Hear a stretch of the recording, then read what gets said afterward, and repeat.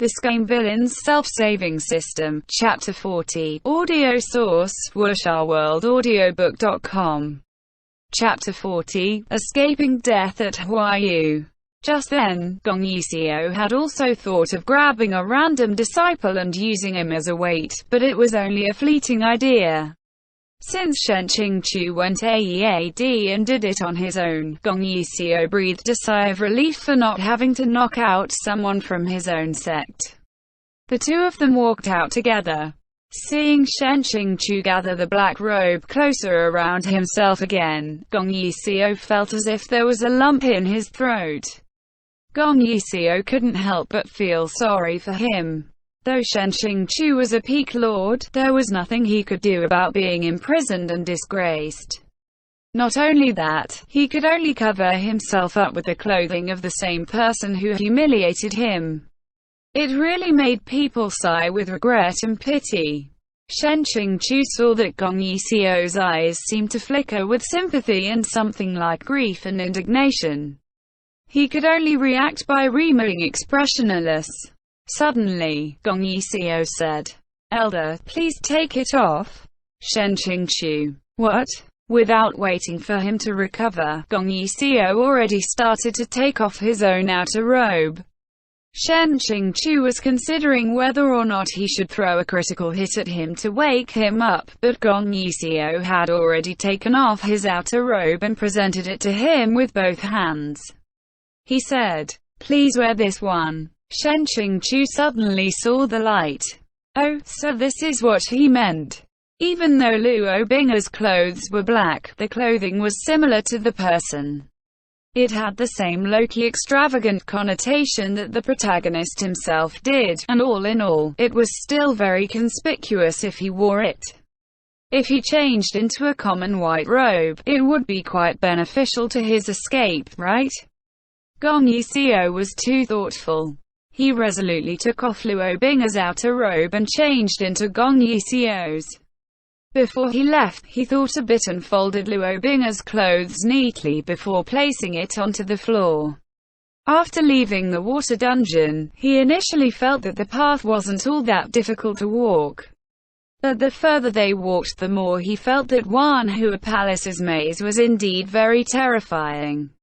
It was all one cave connected to the next, one path interlocked with the next, circling 9 times with every 3 steps, circling around until it made someone's head spin. Gong Yixio's back was clearly right in front of him, but he only narrowly avoided losing him on several occasions. If it weren't for the fact that Gong Yixio knew the distribution of the water dungeon's guards and their daily schedule like the back of his hand. Who knew how many teams of patrolling disciples they would have run into by now? Half an hour later, the two of them finally made it out of the underground water dungeon. They walked quite a few kilometers without stopping until they entered Bailu Forest. Even though they were about to leave Wanhua Palace's territory, the water dungeon's alarm bell still hadn't sounded, which meant that up to now they still hadn't discovered that the prisoner escaped. Luo Bing's command that anybody else besides him could investigate the water dungeon had, in actuality, greatly helped Xiāng's escape. After resting for a moment, Xiāng said, "Lord Gongyi, there's no need to accompany me any further.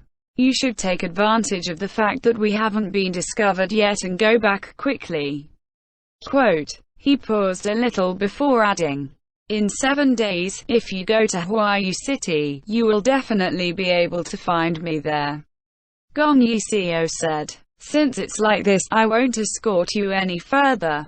Although Elder knows what to do even after what happened today, please be extremely careful. And regarding the trial that will be held by the 4 factions in a month, please don't worry, Elder. As you said, innocent people will naturally be cleared. The lords and the rest will definitely clear your name of injustice." Xiāng couldn't help but laugh. First of all, his dark past was final and couldn't be washed off. Second, he didn't give ADN about the trial that was going to be held by the 4 factions in a month. Immediately, yet leisurely, he cupped his hands in respect. "We'll meet again." The path from the edge of Wanhua Palace's territory to Huayu City went straight through the region of the Central Plains, where the population was the densest and the economy was the most prosperous. This also meant that there was an extremely large number of cultivating sects and clans in the region. The cultivators of this world greatly valued air defense. Just like Jinlin City, they would often create defensive formations in the sky above their territories. If a flying sword or spiritual weapon went over the speed limit as it flew across, it would undoubtedly be discovered, and the higher authorities of the sect would be notified as well. As one could imagine, it would be like broadcasting his escape route with a megaphone set at full volume. Shen Qingqiu flew part of the way and then walked without stopping to rest. Finally, he made it to Huayu City the next night. Please read the novel at BC Novels. He came at an extremely unfortunate time. It just happened to be the festival celebrating the establishment of Huayu City, and festive lanterns decorated with garlands were kept brightly lit throughout the entire night. The streets were filled with flying dragons and lion dances, the music thunderous.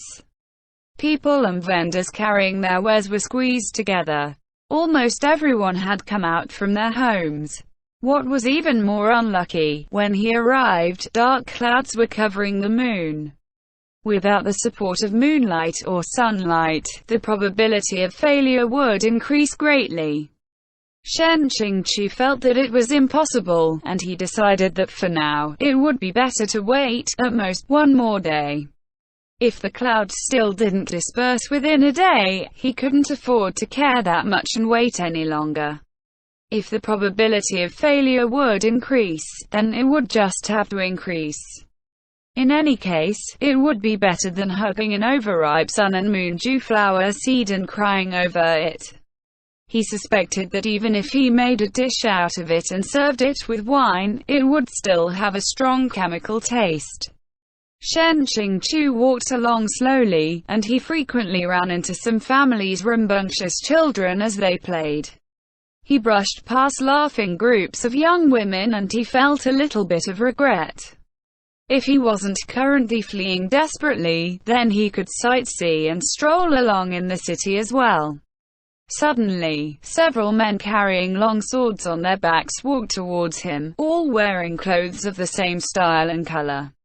They all walked with their heads held high and chests puffed out, and with one glance he could tell that they were arrogant disciples from a mixture of sects. It was strange to say, but the smaller the sects that the disciples were from, the more they feared that others wouldn't know that they were cultivators. They might as well have embroidered the word enormously onto their clothes. Shen Qingqiu turned naturally and conveniently picked up a demon mask from the side of the road before placing it on his face, calmly walking past him. 6 out of every 10 visitors at the festival were wearing masks, so he didn't fear being too conspicuous when he was mixed among them. He heard one of the men ask, "Plus Sheng, is the Xu sword really in the city where someone could just come and grab it?" The leader of the group berated. "This is the bounty that the alliance of the 4 factions sent out. How could it be fake? Didn't you see that a lot of the sects have sent people over here to surround the place? Look, you guys also saw the reward that Wanhua Palace posted. Don't you want it?" Thousands of thoughts flew around in Shen Qingqiu's head. In the end, he had also unwittingly become a wanted man. It's no wonder that Wanhua Palace put down such a big investment. If we're gonna talk about them, then it's also tragic enough. Shen Qingqiu thought, at the most, all I did was knock out one lowly disciple from Wanhua Palace. I didn't even do anything else, so how did Wanhua Palace become such a miserable victim? He wanted to continue listening, but those people walked further and further away until they were separated by the rush of people and he had to give up.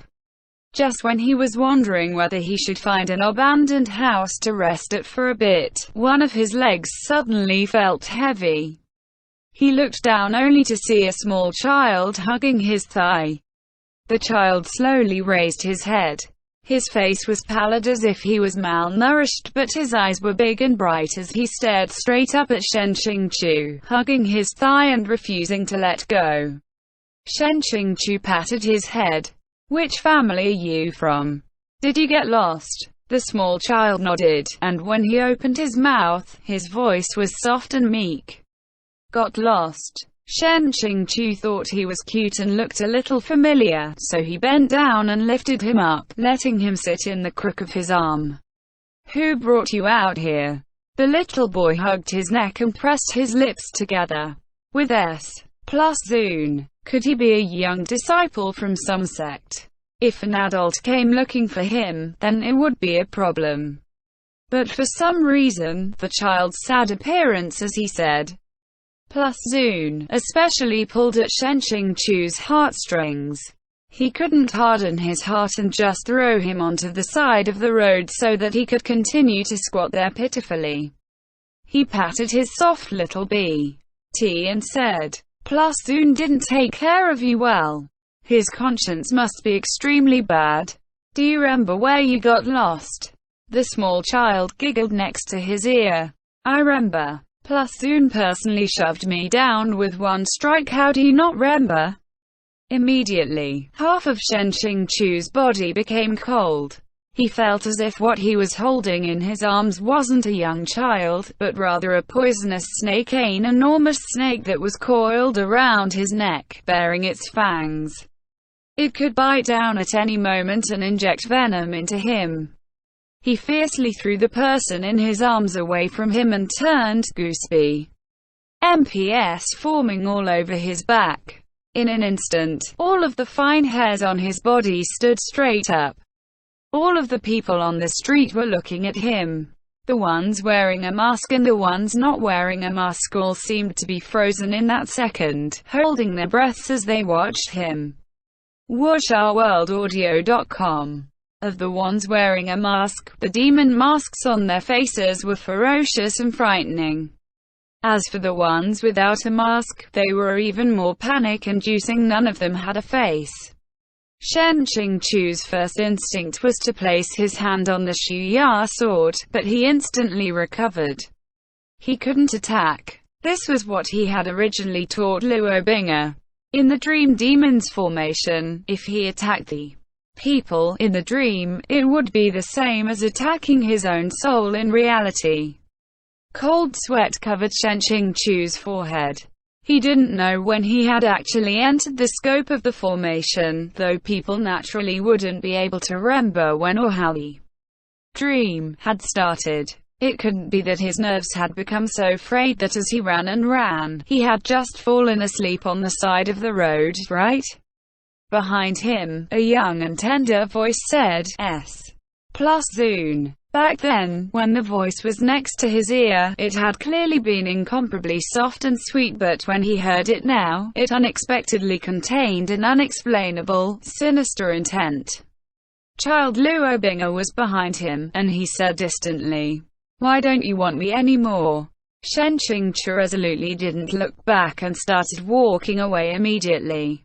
Though all of these faceless people were looking at him now, it couldn't be called looking, considering they didn't even have eyes, but all of their faces were turned in Xiāng's direction. He could certainly feel countless gazes on him. Xiāng pretended he couldn't see them at all and charged forward abruptly. If there was anyone blocking his way, he shoved them aside. Suddenly, a hand cut off his strike. When he turned his head, he saw that although the hand was slender, it was so strong that it was scary. It was like an iron hoop. A 14-year-old Luo Bing'er grasped his wrist tightly, and besides the bruising on his face that was often there year-round, his expression was full of dejection. Those pitch-black eyes stared closely at him. "You're still coming." Xiāng shook his arm 3 times before he broke free, +Ng through the crowd as he ran. The first time was a child, the second time was a teenager. If an adult version came along, then he really wouldn't be able to bear it anymore. But the street seemed to go on forever and he'd never reach the end. After the small stalls on both sides of the street appeared for the second time, along with the faceless children playing around and the young women wearing demon masks, Xiāng was finally sure that this road inside the dream was looping continuously. It was impossible to leave it by walking forward. Since going forwards or backward was useless, he would just have to find a new path. Xiāng looked left and right before moving quickly to the front of a wine shop. The big red lanterns were hung high in front of the wine shop's door, the red light dim and alluring. The wooden doors were tightly closed, but Xiāng pulled them open and stepped inside. It was only when he completely stepped through that the two wooden doors slammed shut on their own. The inside of the room was pitch black and a cold wind brushed past him. It didn't seem as if he was inside a wine shop, but instead a mountain cave. Xiāng didn't find it unexpected though. You couldn't use common sense to evaluate a dream. Every door held the possibility to lead to anywhere in the world. At that moment, he heard a series of strange sounds. There was a voice that seemed to belong to someone whose lungs had been punctured. They were continuously gasping for breath with extreme difficulty and utter agony. Moreover, it seemed that it wasn't just one person. Xiāng snapped his fingers and a flame leaped out from the tips of his fingers, shooting towards the place where the strange sound had come from. The light of the fire completely illuminated the scene, and his pupils instantly shrank in shock. Lu Qingge held the Cheng Luan sword in his hand and pointed the blade at himself before plunging it into his own chest. Xiāng and Gong Yixio meeting Luo Bing'er at the stairs. Chapter 32. Image from fan video. Warning, video contains Ma.5 spoilers. Enjsut. TLED video. Rika's notes. This chapter is by Yan. The child and the teenager were just dream phantoms in Xiāng's mind and not the real Luo Bing'er, right? I guess it could be our dear little sheep going full yandere. Now all of the cultivators are looking for Xiāng, a wanted man who was imprisoned for helping the demons spread a plague. Poor guy, his reputation has been well and truly been blackened. End chapter.